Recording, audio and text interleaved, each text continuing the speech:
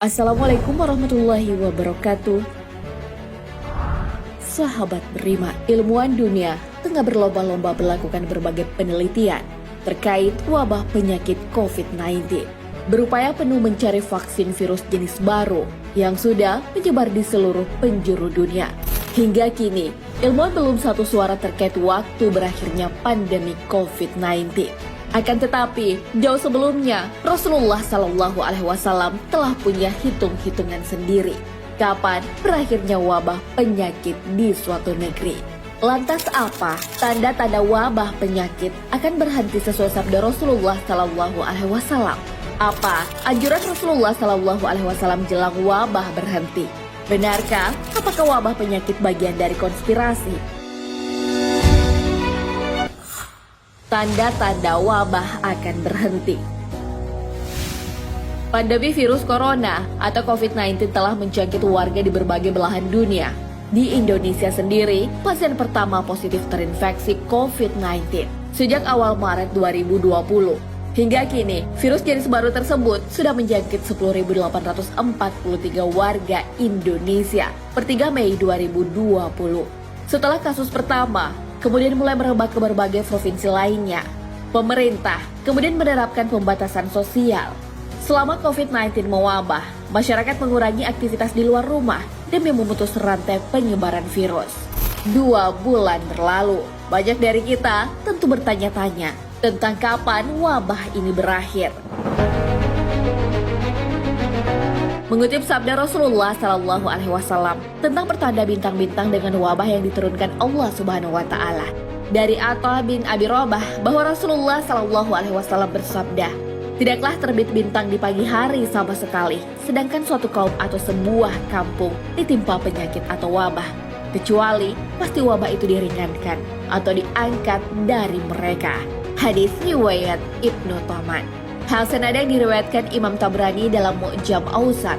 Tidaklah terbit bintang di pagi hari sama sekali, sedangkan suatu kaum ditimpa penyakit atau wabah, kecuali pasti wabah itu diangkat dari mereka. Anjuran Rasulullah SAW jelang wabah berhenti. Virus corona termasuk wabah penyakit atau doun yang mematikan. Virus tersebut pertama kali ditemukan di Wuhan, China. Kemudian, dengan cepat menyebar ke negara lainnya.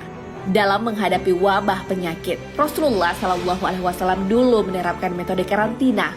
Metode ini pun diterapkan pemerintah di suatu negara untuk menekan penyebaran virus.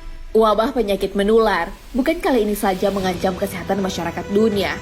Di zaman Rasulullah SAW pun pernah terjadi. Akan tetapi, semua dapat dilalui. Kemudian manusia kembali membangun peradaban di dunia.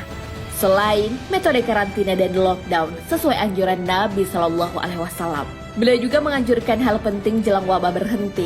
Dari Ibnu Umar bahwa Rasulullah SAW bersabda, melarang menjual kurma hingga tampak buahnya, dan bijian sampai mengeras tampak matangnya, dan terbebas dari kerusakan atau hama. Beliau melarang kepada penjual dan pembeli. Hadis riwayat Muslim.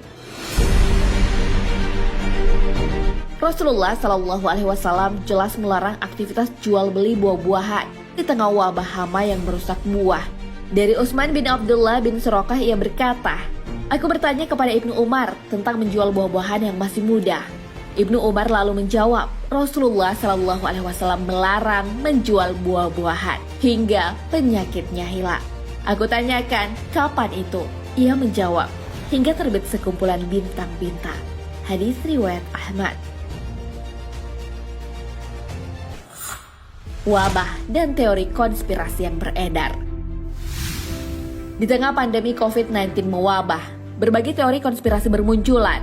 Banyak yang beranggapan virus ini sengaja diciptakan untuk mengatur populasi manusia di dunia, atau anggapan bahwa virus ini diciptakan untuk kepentingan elit global.